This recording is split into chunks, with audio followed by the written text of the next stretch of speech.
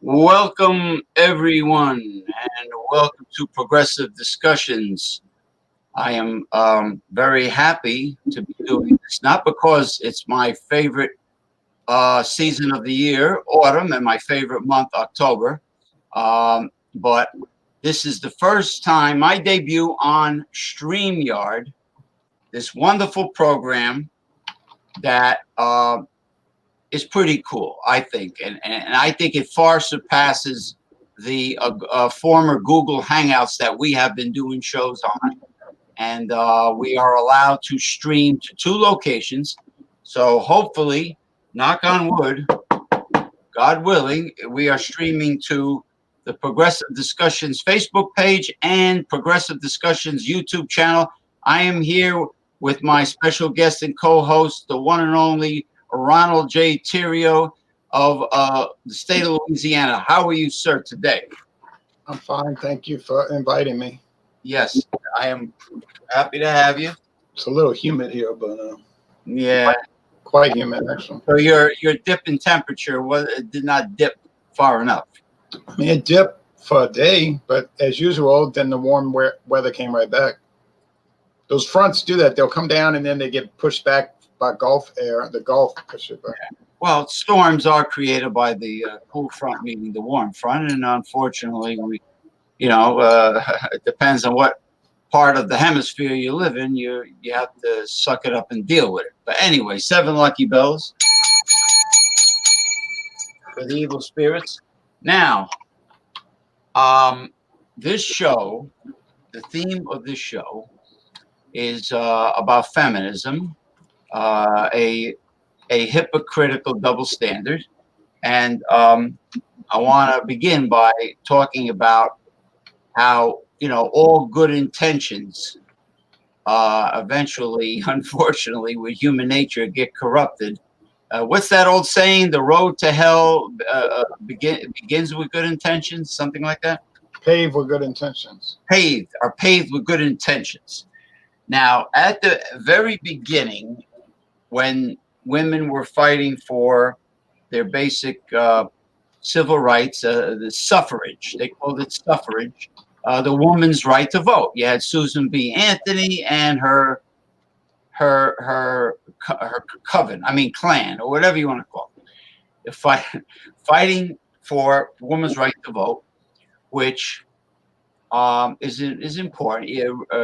Fair equality is important, and also a woman, if she is capable of doing the exact same job as a man, capable of doing exactly what the man does, her counterpart, she should be paid the same wage, not some 21-year-old chickie poo with long dragon lady salon nails going, ooh, I can't lift that. Oh, by the way, Charlie, could you pick this up for me? No, I'm talking about, that's all right, you can laugh, but we don't, but we're not stiff on progressive discussions. No, I'm just go ahead. I'm just imitating because I've seen it with my own eyes. I've seen it when back when I had different jobs. I was a nutritional consultant for the vitamin shop, and I've seen in the office, whatever, in retail stores, these females who were gun-ho about equality. They wanted special treatment, and then they didn't want to lift anything. I can understand if it was 75 pounds that needed to be hoisted. Genetically they can't do it. So can you help me lift this and put it on the shelf? Which means the girl's supposed to pitch in. But no, hey guys, could you put this on the shelf for me? And then she walk away.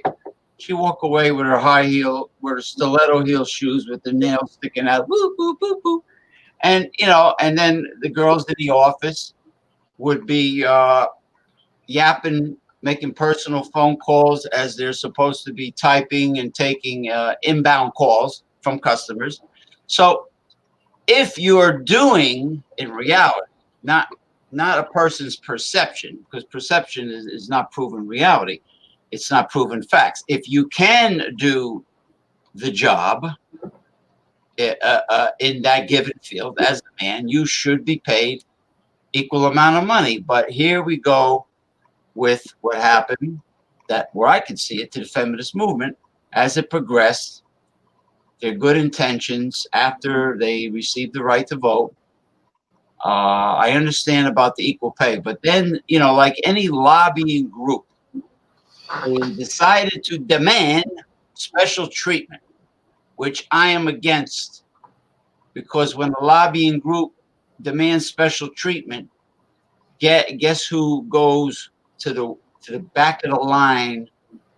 The Caucasian American male, especially if he has no young children, always scrapes the bottom of the barrel when it comes to government programs and rights, things of that nature, because I am definitely a witness to it, because back in the day when I was at unemployment, there was a program called Workforce, and the workforce counselor says, gee, too bad you're not a woman of color with young children, because then you can apply for every damn program that we have. I go, really?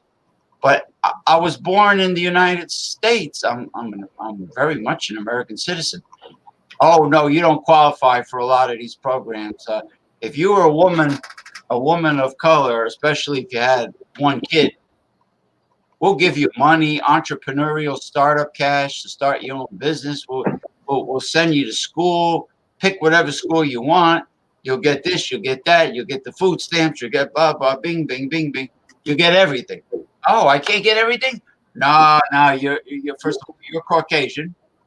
Second of all, you're male. And third of all, you don't have any young dependents. So I says, oh, my exotic pets don't count as dependents.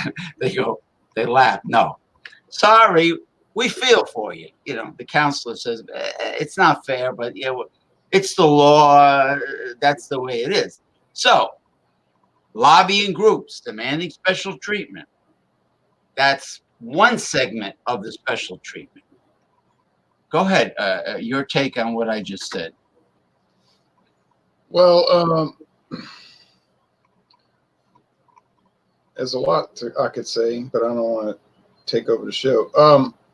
Wow, you're my co-host. I don't want to be the only one blabbering over here. I don't have checks mixing with me. J. Edgar Hoover. Checks mix. Hardy har har. All right, go ahead. J. Edgar Hoover was accused of not liking women because they said, you don't have any women in the FBI as special agents. I mean, they had secretaries, but I mean, they called him a misogynist. Yeah, and they said he was racist because they had no black special agents. He said that was a lie. He said it's a lie. Actually, he said the FBI has no barriers to race or gender, sex. Yeah. He said, but the situation is that I will hire the first woman who can pass the grueling physical regimen at Quantico Marine Base. The FBI had sort of like a boot camp that was more intense than the Marines, and the women couldn't do it. They could pass the written part. First of all, the FBI wouldn't even hire anybody if they were not either an accountant or what was the other one? A lawyer and accountant. All right. So you had to do that first, being a certified accountant or have a law degree. Well, the state trooper academy is tougher than a county police academy or a borough or town. So they said, well, you're hiring any women. He said, there's no barrier to women joining the FBI. They cannot pass the physical test. Okay. They can't do it. Then they said, well, you have no blacks. He said, there's no barrier for black people joining the FBI. They can't. He said, the first black person that passes the written exam can join. You had to pass the written exam first. None had ever passed it. And then the second part was the physical training. Now, he died in 1972, and they hired a new FBI director, L. Patrick Gray. And then, so what happened? All of a sudden, they started having women and minority members. Why? Suddenly, they were able to achieve the standards? No. Why did they suddenly have women and black men joining the FBI? Yeah, I mean, the quote. Then later on, the Democrats invented something called affirmative action, and you had gender quota. What happened was the FBI lowered their standards on the academic tests. Aha. They lowered their standards on the physical training so that people could get in. And they said, now look at the FBI, they're equal opportunity. But the FBI was not equal opportunity anymore. You see, when J. Edgar Hoover ran it, it was equal opportunity. Everyone had an equal opportunity to join, but with the qualification that you could pass the written and physical part of the test. But see the results. See, you talk about liberals all the time and everything. They didn't care about the opportunity. They only cared about the outcome. And since the outcome did not line up with what they thought it should be, they said that meant that the system was racist and sexist, but it wasn't true. Yeah. Yeah, okay. It had nothing to do with racism and sexism. But they claimed it was because of the outcomes. See, that's how a lot of the liberals today operate. They look at the outcome and not the process. And if the outcome doesn't line up with what they think should be the case, then they'll accuse people of certain things. Like I remember Obama, your favorite president. No, he was a corporatist. I remember Obama administration about 10 years ago said that the school systems in America were racist because the highest percentage of students getting suspended and expelled were black students. And he said, so that meant the schools were racist. But see, they only looked at the outcome. Yeah, I mean, they have an agenda. The neoliberals have an agenda to make history. Like when Barack Obama was running, they wanted to see the first African-American president ever elected. Then he got elected. Now they want to see the first female president elected. Well, 2016 was Hillary Clinton, right? Heaven forbid Bernie Sanders had legions showing up at his rallies compared to Hillary Clinton. But no, the liberal media, the neoliberals wanted to make history with the first female president.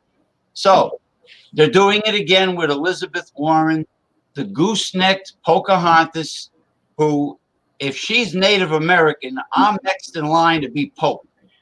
Let me tell you, anybody, same thing with Kamala Harris, Cory Booker, or can you Cory an apple? Like that's from the Honeymooners. Anyway, anybody who's melodramatic in public speaking, anybody who's too dramatic in public speaking, and that includes prosperity megachurch preachers on TV.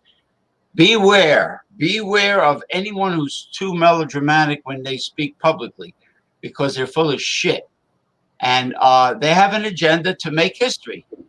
Now, whatever happened to, if you're an employer, if you own a company, if you're a CEO, whatever happened to, or if you're J. Edgar Hoover, hiring the very best candidates for the job. See, this movement you're talking about will say that if you try to hire the very best, that in itself is racist and sexist. Well, but as an executive director or CEO or an owner, proprietor of a business, it is your duty to hire the best for your company. That is not the ideology of the modern liberal movement. It doesn't matter. They don't care about hiring the best. They care about hiring the blackest, the femalest, the most single motherist. Right. Or like when Bill Clinton got elected, he filled his cabinet with lesbians. Donna Shalala, that little the size, she's like the height of a fire hydrant. Donna Shalala. Then there's the big Janet Reno. I mean Reno. Yeah. You know what I mean? Like, in other words, they have to meet that quota of all the lobbying groups. So nobody labels you. Oh, you're a hater. Oh, you're a homophobe. You're a xenophobe. You're a misogynist. Oh, you're this. You're that. But everybody plays their card. Right. Well, that's the identity politics of 2019. Right. So they can lay a big guilt trip on you to get you to comply with their agenda. So they have their way. Right. That's how they have it's like a little girl who bats her eyelashes at her rich daddy Warbucks. Oh, daddy, could you please take me to the concert? Oh, could you please buy me this, that, and the other thing? And she bats her eyelashes. And, they learn. And then now you have women. All the advocacy groups, and the feminist movement is part of that. And they make demands, and these guys placate them, and then they make more demands. And when they get those demands, they make more demands. They're never going to stop making demands. You give somebody a hand, they take the forearm, then the whole arm, the humerus, and they want, and then it goes on and on. It's like an aggressive panhandler, where in New York, someone handed him a $5 bill, and he told man in Manhattan, oh, you couldn't give me a $20 bill instead? You only gave me a $5 bill? It's like they'll go for more and more and more and more until they have total power to do whatever they want, because they know the guilt trip is going to stick. Now, you're right about American academia.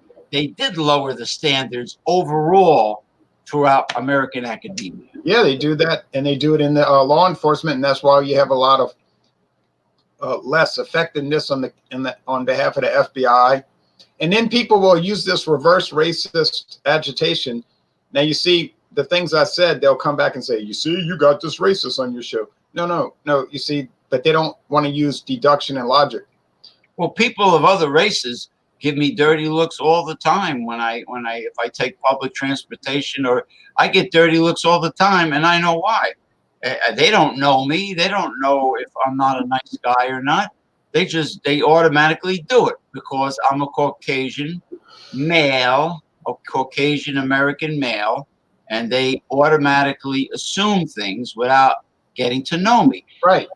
Reverse racism exists. I don't care. I was told, I used to fight with my late co-host, the Reverend Dr. William J. Eisenman, God rest his soul. He used to tell me reverse racism does not exist. It's impossible. I says, yeah, talk to some of my friends. I says, it does exist. Reverse racism does definitely exist. Of course it does. Of course. And but like the whole thing about the FBI, people said, well, the FBI is racist because there are no black and female members. And then after they lowered the standards, and 10 years later, people were saying, this FBI has gone downhill. It's not as effective as it used to be. And people started to say, oh, you're saying it's not as effective because it has so many women and blacks in there. You're trying to imply that it's going downhill because they have women and blacks. No, it went downhill because they lowered the standards in order to fulfill a quota. You see, it's not that they had a certain racial group. And like I said, J. Edgar Hoover was indifferent to that. He would have been glad, no matter who the race was joining the FBI, he didn't want incompetent people. That was the problem. They had certain standards. So it's not like you go up to a certain level to achieve. No, we drop the achievement bar to meet your level. And you may not have an ability to do anything. Same thing with college. Oh, well, maybe you made a 10 on the SAT and the only two words you can spell are stop and Big Mac. But you have some life experiences that can enhance Harvard, so we'll let you in. Although you can barely make it through high school and probably can't really without special help. But Harvard University is a notorious example of that. Well, look at airport security. Newark Liberty International Airport. Those people there are not the brightest bulbs on the Christmas tree. And some kid proved that he can get box cutters that were in his pocket, and he will be able to get inside the cabin of the airline, the plane. And he did, and they arrested him because he proved a point. At that time, he had proved a point. And I've been through airport security, and they're like going to a state of New Jersey, agency, and deal with state workers. They talk about filling a quota. You have people there that are obese, slow as hell. They're always taking personal calls on their phone instead of doing their job. Meanwhile, they have great benefits, and they have a good, decent, steady job with a reasonable pay. Right, and of course, so then you have terrible security, and but don't say it because you must be a so and so. Now, I was talking to a woman this very day on the phone who went to the New Orleans Central Library. She said there's a line to get in the library. It's all hobos trying to get in so they could go sleep all around the library. They don't want to work. No wonder why they lock the Catholic Church when there's no mass. So they don't. And she said she brought her knife through the metal detector, and it didn't even detect the knife. Well, now you have this new polymer or polypropylene or whatever. Yeah, but hers was a metal knife. This was a metal knife, but I'm saying that they make these to show you how the security is. She went through the metal detector with a metal knife, and it didn't go off. No. Unbelievable. So we have airport security that is run like that. Well, yeah, airport security. But so this is all a pattern of giving special treatment because the guilt trip works, and it all. We started with feminism, but I do want to continue to talk about. Right, but that's just all part of it because, like, we don't have the best airport security in the world, but we have the most diverse. Exactly, and they want to do the same thing. Terribly ineffective. It's terribly ineffective. It's laughable. It's slow. It's incompetent, but it's diverse. Now you see that's an insult against true civil rights. But the people who are the most racist love to go around accusing everybody of it. What about colleges? They want diversity. What about politics? All they care about is diversity. But you know who came up with the neoliberals? Some lunatic at one time came up with an all-gender restroom in a university. All gender, which means every pervert known to man, every creep will be going into the all-gender restroom where your child might very well. Well, naturally, that's their whole madness. It's all part of their madness. One of your former hosts. Oh, some of those, Mr. Zero, some of those people giving you dirty looks on public transportation could be progressive discussion viewers who disagree with you. No wonder your name is Zero, you pencil neck geek, you. Yeah, if Zero's a good name for you, you punk, I'll body slam you right now. Well, he's actually a viewer on my channel. Oh, is he? He's a beer lover. Oh, you're not so bad, Zero. You're cool. James wants to retract everything he just said. All right, I retract what I said. All right, never mind. I retract. I thought maybe I used to work for pro wrestling for 10 years. Don't mind me. Sometimes. He'll body slam you, but while he's doing it, he'll show Bridgegate. He'll show profound respect. Hey, Zero, the world's loudest jingle bell. How do you like them apples? Look, one of your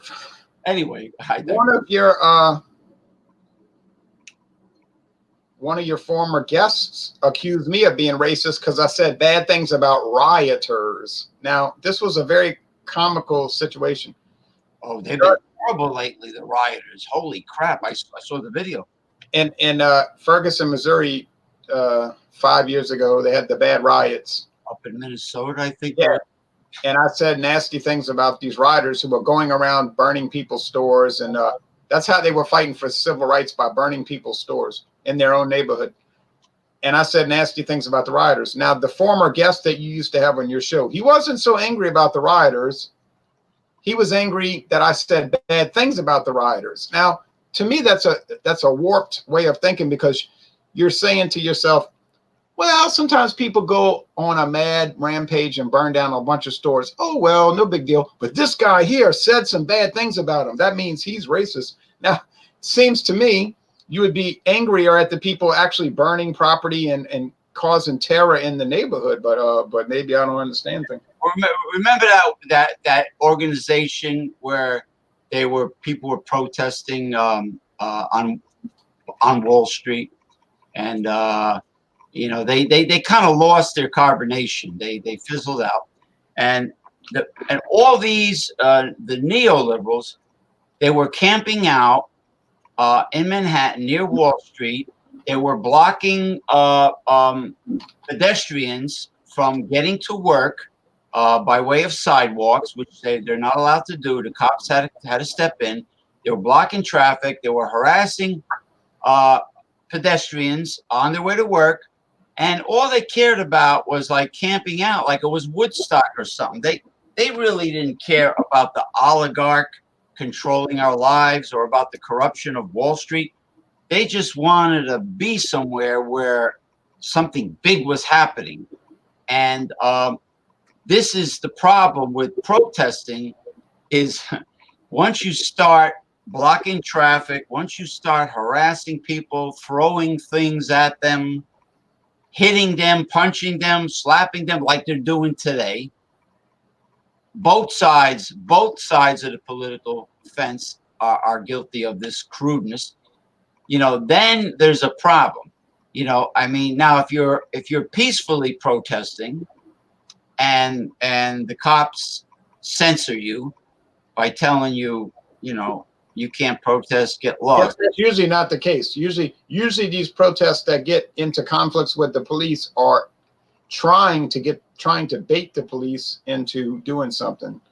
So if you were just out there carrying a sign on a public street saying, we protest against various whatever issue, 9.9 times out of 10, the police are not going to bother you.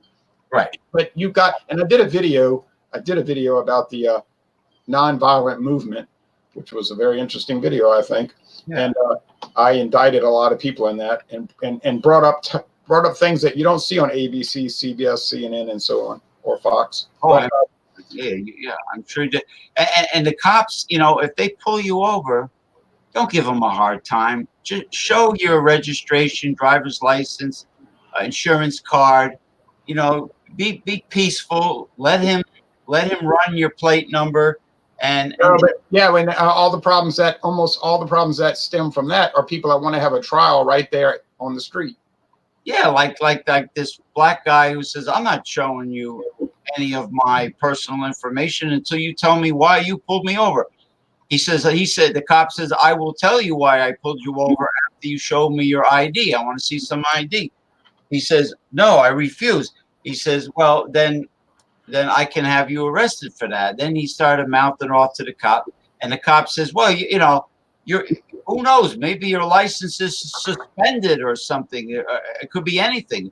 I says, let me see your insurance, registration, driver's license, please. He refused to do it. Then they start mouthing off. Long story short, they had to pull him out of the car, and they had to call back up, and they had to, get him on the ground, handcuff. Oh yeah, and then Civil Rights Incorporated shows up and does their little antics, and it's the same old story we've been dealing with for 70 years. So there were girls in the ghetto area that were jumping on top of a police car, on top of the roof and the hood of a police car, twerking and sticking their ass in the window, twerking the cop. I mean, because this comes from, you give lobbying groups leeway, you give them their way, and they want more and more and more power and more power and more power and more power. Hold on. Zero says, why do people refer to you as the bridge guy? Some incident on the George Washington Bridge? Nah, it's a long story. It's actually a joke. Yeah, you probably know why. Yeah, look up. Yeah, he might be kidding around, but look up on just let's see. I'm gonna type it in and see if it's still see. No, you want to know what happened, Mr. Zero? I came up with the brainchild once upon a time of Fandango Friday, being equal to casual Friday in the office, where you can bring whatever you like, you can review whatever you like. There's no strict rules. You don't have to adhere to a theme. You can wear a funny hat. You can play musical instruments. You can have a little fun. Anyway, some of the craft beer booze world members, some people in the community, did not like the idea of casual Friday. Fandango Friday. So they were all stiff and bothered about it. And I said, well, these people have no charisma or pizzazz or a sense of humor, like similar to like the personality of an accountant. Now, mind you, one of my closest friends is a company controller. He's a head accountant, and he has a greater sense of humor than all of us put together. So I just blurted it out. So one individual who is an accountant took offense to it and kept on taunting me on the first Fandango Friday. He taunted me. Oh, what about accountants? Oh, you have a problem with accountants. What about accountants? So then I just exploded. I admit I overreacted. The guy, I thought he was staring me down because he has very piercing eyes, like Bela Lugosi used to when he did the movies. He was giving me Dracula eyes. So when somebody stares me down, I get upset. So I overreacted. I exploded. Later on, I apologized. We're friends now. I'm also buddies again with Eric of Wildcard Wednesday. I made up with him because at first he didn't like the pizzazz, charisma, the Fandango thing. He wasn't crazy about that either. And then I critiqued some things, like if you go off the air, why continue to do a show format? You might as well stay on the air. So anyway, some people, when you try to criticize them constructively to try to help the show, some people get offended.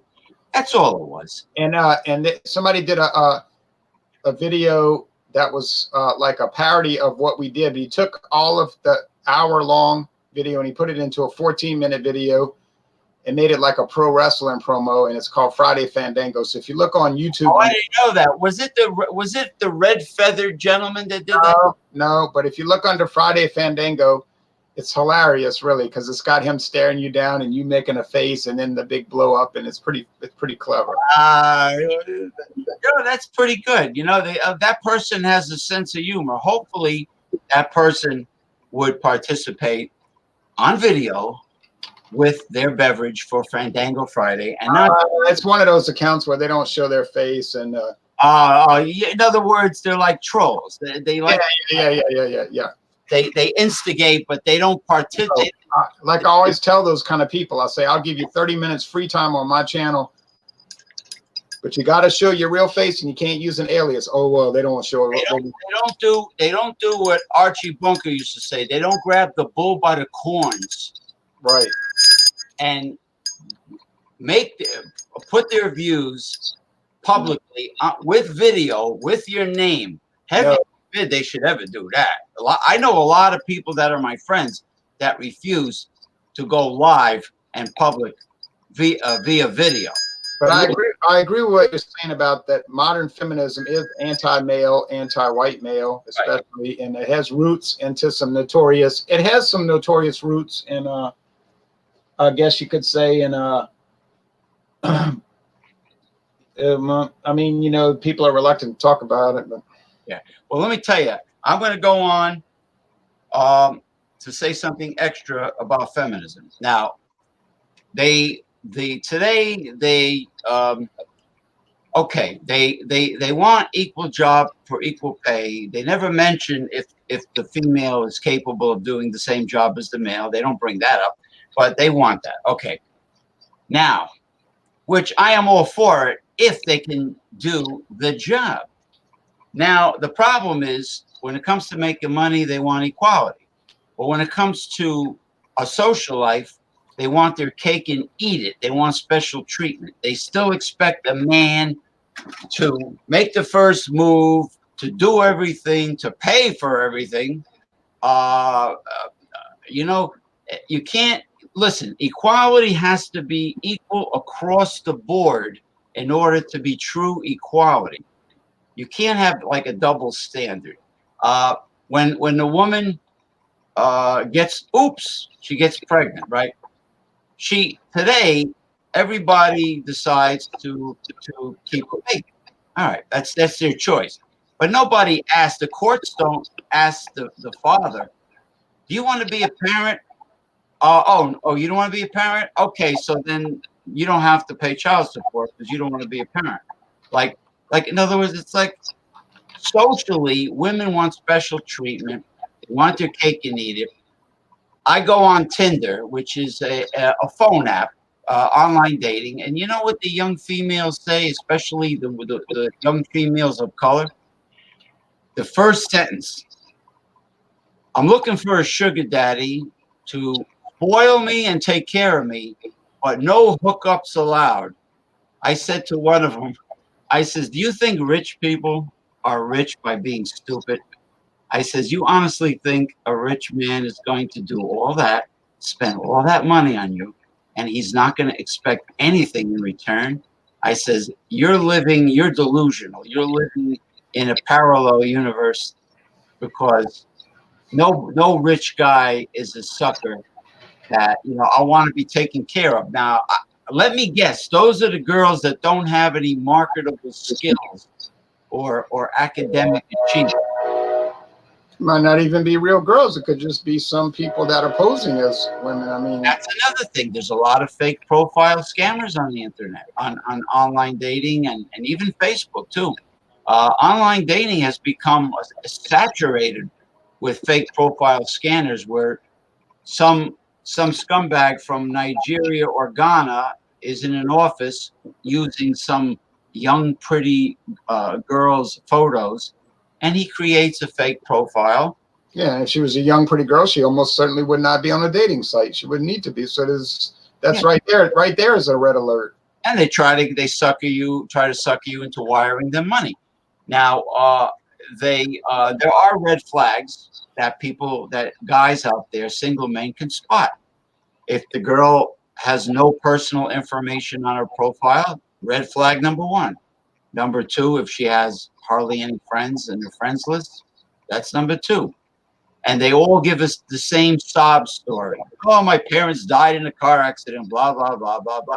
Could you wire me money so I could take a plane flight to be with the one I love? You're the one I want. It's a script. They all say the same. And a person have to have a child's mentality to fall for that. But I mean, I used to teach history, and you look at the second feminism. Now, the first feminist movement was kind of started in New England with Yankees. Not the witch trial, not the Salem witch. No, I'm talking about Universalists, Unitarians like what's her name? The one that they made the dollar after the Susan B. Anthony. Susan B. Anthony and Katie Stanton and all of them. They're all now Tubman. They should make Chief Sitting Bull. They should put him on U.S. currency and not Tubman, because Tubman looks like Aunt Esther from Sanford and Son. She's got a gorilla face, man. Those words did not come out of my mouth, folks. I think Sitting Bull I have more discernment than that. was the best a leader of all the indigenous people, and I think he belongs. Bring back the Indian penny. Put the bison on the nickel again. You know what I mean? They got too I many. have one of those old nickels with the bison and the Indian head. Yeah, bring them back. Hey, the founding fathers, when they said all men were created equal, the disclaimer should be, yeah, all rich white men should be created equal. But that was Well, anyway, what they meant was when Thomas Jefferson said all men are created equal, he really meant all people are created equal in the sense that you should be treated equal under the law. There should be equal, you know what I'm saying, like equal, which would not work under modern, like you talking about neoliberalism, because they don't believe in equality under the law. They believe in, like you said, special treatment. If you have special treatment, then it's not equal, of course. But right, and the Second Amendment would be to the right to bear arms, to form a militia against a rogue government, right. government. Right. So they believed all men are created equal under the eyes of the law, in the sense that people should receive equal protection under the law. Yeah. Now, Well, what the modern thinking is that people should receive equal representation at employment, even if they're not competent to do the work. Yeah, you're right about that. Equal representation in sports, even if they're not competent to play, and so on. And then you have the whole gender thing with the LGBTQRSTXNNYYZZ. Oh, yeah, LBG. And every other Community. Yeah, it's like now it's like the freak show at the circus, and saying I need special treatment because I came out the carnival. Harriet Tubman. I was thinking of her first name. I think it was Harriet. Yeah, that's now right. Remember Jimmy the Greek Snyder, the odds maker? Yeah, sure, of course. I grew up watching him. Now Jimmy the Greek Snyder, this is way back when he got fired, right? Yeah, I remember exactly what happened. He didn't articulate what he was saying in an intellectual way, but he said it in a layman's term manner. What he said was true. It's a fact. During the slave days, they did selective breeding, like they do with thoroughbred racehorses, champion bloodline dogs that win the Westminster Kennel, whatever. They do it with livestock. They do it with selective breeding. Is done in I love reptiles. It's done with lizards, with snakes. Anybody who has control over any living thing eventually does selective breeding. But they did do that in the slave days. Jimmy the Greek, they knew that he had a habit of drinking a little bit when he would go out to lunch. And so the news media, as insidious as they are, they went out there knowing he was probably drinking alcohol, and they figured, let's set him up. And they just baited him, asking him these questions, which they didn't need to ask. And then they came on TV. Aha! Well, even Nazi Germany did selective breeding, where they had the Aryan-looking men go to this stud farm to get together with these big Fräuleins, these beautiful, perfect-looking. Gee, what a job to go to stud as a human. Gee, what can you imagine that, doing that for a living? Anyway, with the Fräuleins, they got. Now I'm in the mood for German beer. So and bratwurst. So the big perfect Aryan men had to get together with his bratwurst with the Fräuleins, and that was selective breeding. Professor Jimmy the Greek, and he got fired, and it wasn't fair, you know. He got fired because of a special treatment, because of neoliberalism, extreme liberalism. Yeah, and so yeah, it's okay to discriminate these days. It just depends who you're discriminating against. Yeah. Hey, look, I'm very progressive, but I'm fair. When something is wrong, I'm not going to kiss up to. First of all, I'm not part of the Democratic Party. I am a registered independent. I don't like what the two-party system has become. They are beholden to the corporate elite oligarch, the top of 1% or 2%, and that's how they are. The corrupt. I'm not progressive by any stretch of the imagination, but I am fair. I try to be fair. Well, you're a man of science. That's why I respect your shows. You're a man of proven facts. You don't just come off half-cocked with, and start ranting without any facts. Just like when you do shows about hard liquor or fine wine or craft beer, you bring facts with you. You do research. I mean, Yeah, I talked about this in an early one of my Dawn Busters. I talked about how a lot of people I've run across in the beer world and liquor world are very volatile. They will come at you like a friend. Oh, let's be friends. And it doesn't take anything to set them off. They could just go berserk over the most trivial things. It's like, why would you be that volatile to get so angry over the most trivial topics? Because they're sucking that intoxicated liquid down as they're doing. I know, but I know people who drank too much who aren't volatile. Not to say that people should drink too much. I don't think they should. But you got these very volatile people with a chip on their shoulder. They're going around on social media looking for trouble, and they'll be your best buddy as long as you agree with 100% of what they say.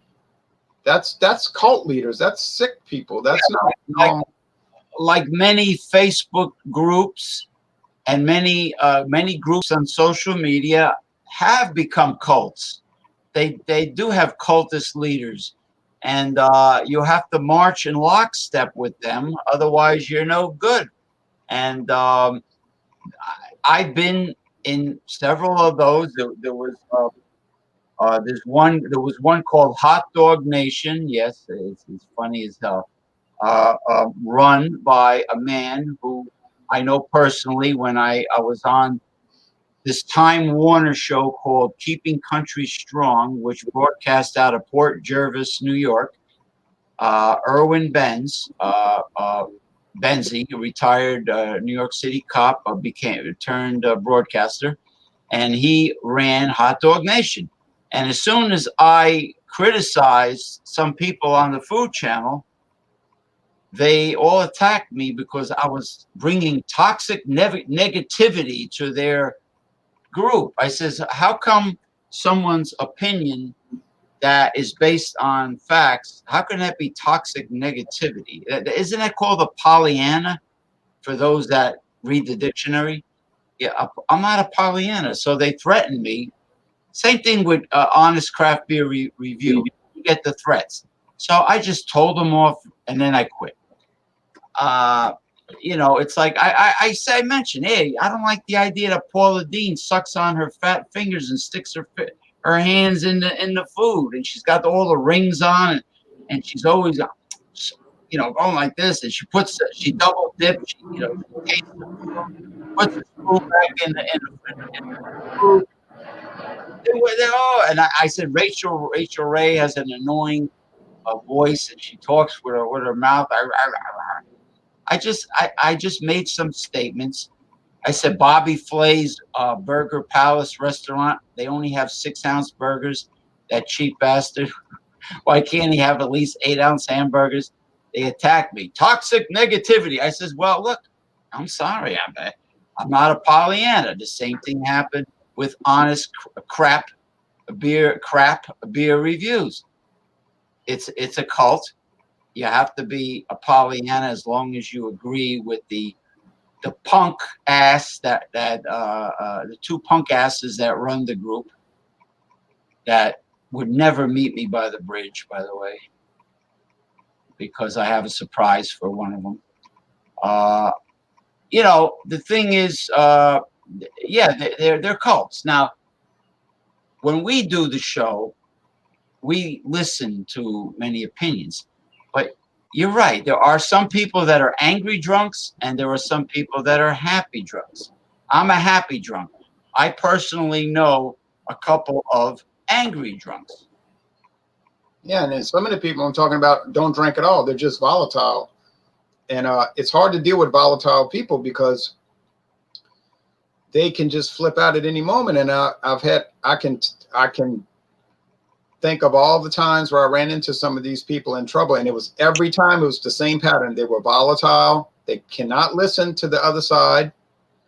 They have to have everything their way. And their attitude is, let's play a game, but if I don't get my way, I'm going to take my ball and go home. That is not normal discourse. That No, is not. that's called an adult taking a baby's tantrum. Yeah. And I just going to keep battling that because you and I don't agree on politics really at all. But it's not like I'm saying, I'm going to block you. I'll show you. I'll show James P. Madonna. I'll stalk him everywhere. I'll show him. You know, but I listen and focus very carefully when you explain your opinion and your side of the story. I actually have an open mind. Like in other words, there are people who are atheists who believe that the planet Earth and the human race is nothing but one huge extraterrestrial experiment. Now, can I prove them wrong? Can they prove me wrong based on theology? Of course not. We can't prove that that one side is 100% proven and valid, and the other side is not. I mean, people that are religious have faith, which is hope, based on something they cannot see. You know, it's not like the Old Testament when God, angels, and demons used to directly interact with people in the Old Testament. They don't do that anymore. And I assume after not often. It did happen in Silver Springs, Maryland, in 1947, but it doesn't happen a lot. Yeah, sometimes. No, it doesn't happen often, but in the Old Testament it did. So the faith, which is hope, is based on things that are not tangible, things we cannot see, we cannot scientifically prove it, but you believe. Now there are atheists who believe that all the races came from different planets, and I can't prove that they're wrong, but I don't have to believe in what they say. But there are atheists who are really. This one guy got really angry. Actually, two of them got really angry with me because I even mentioned the word Bible or Jesus Christ or God. Like they got ferocious, and it's That's like typical. That's typical. Yeah, that's what I mean. The volatile people. the volatile people. They can't have an open mind and respect someone else's view and let them talk. I mean, like when I tell some, you notice when we do the liquor shows. Unless somebody says something really funny and I have to throw in a quick joke, I don't say anything when someone else reviews their product. I respect them. I keep quiet. I let them see. And then when you and I review on Fandango Friday, we are serious about our reviewing and talking about the history of the whiskey or whatever. And we're serious about that. Now, once we get the history and the reviewing over with, if we want to get cute and funny, that's fine. But and it went great, by the way. Last week's Fandango was special. I made up with Eric. That was a very nice thing. He sent me a private message, said, guess what, James and I made up. I said, well, that's good. Ronnie S is like, yeah, we made up a long time ago, and everything's hunky dory, whatever the hell that means. I don't know the history of hunky dory. I'm still trying to figure out why an egg cream has no eggs in it. But anyway, I'll say, I know we're about to close out, but I'll say this. I'm drinking an ice beer right now, which is an ale. It's Keystone Ice, and it's certified kosher. And if people notice, all the beers that come from Coors Brewing Company are kosher beers. And I asked somebody one time, I said, I wonder why all the Coors beers are kosher. And she said, well, we used to live in Denver from 1960 to 1962. And she said they have a large Jewish population there. In Denver, really? Denver, yeah. And she said, so that's probably why they made sure all their beers are kosher so they could pull in that audience. You know? Well, German immigrants obviously brought food and beer to Pennsylvania. Yeah. Thus, the breweries in Pennsylvania. They went to the Midwest, to Wisconsin, Minnesota. Well, Minnesota was more like Scandinavian lumberjacks. Yeah. The Paul Bunyan people. Yeah, they went to the Germans went to like Milwaukee. Chicago has a huge Polish population. I guess they went to Missouri too.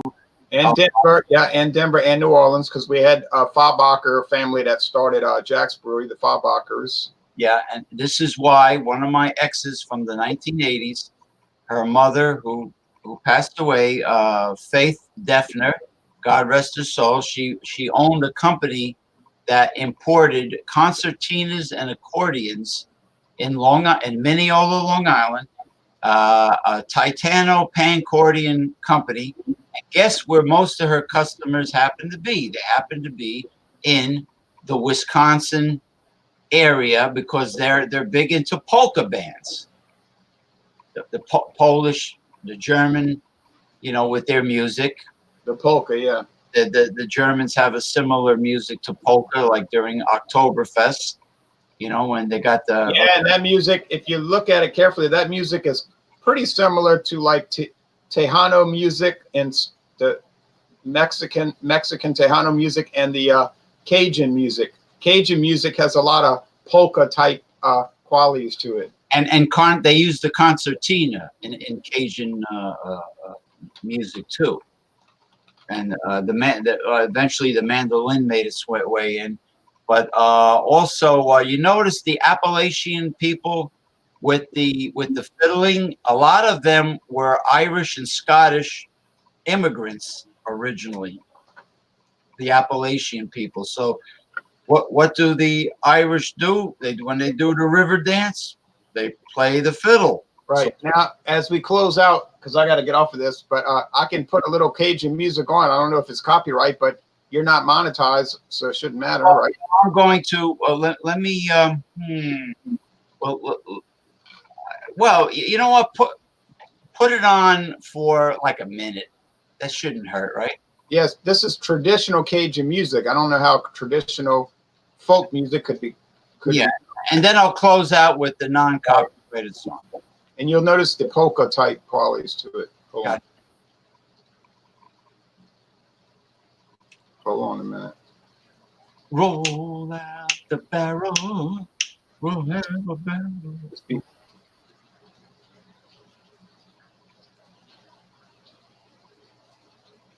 Dun, dun, dun, dun, dun, dun, dun. The gang's all here. I don't want her, you can have her. She's too fat for me. That's another polka song. Next time. Okay, so here we go. Gotcha. Well, I have to unmute it.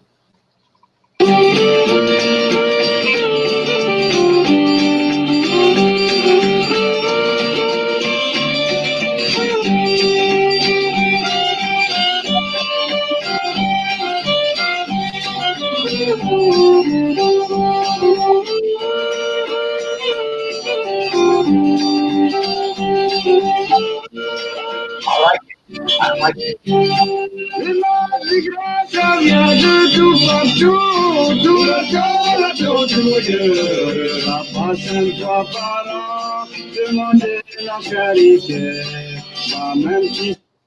I like it a lot. I like it a lot. On Dewey Louie. Yeah, and they play that on the radio every Sunday for about 2 hours. It's a French. The host speaks French the whole time, but they play that on Sunday. And now, if you drive to the real deep Cajun country of Louisiana, they have radio stations that are all French, and they play that kind of music all day long. Okay, I just want to say thank you, Ronald J. Theriot, for joining me, and thank you to Mr. Zero for joining us with your commentary. There was another viewer. I'm sure there will be others. Thank you. it was a. This is my first time on StreamYard, and I had a great time, and I loved it. I thought it was very hard hitting and very factual. So I'm going to close out with a song, non-copyright song, right now.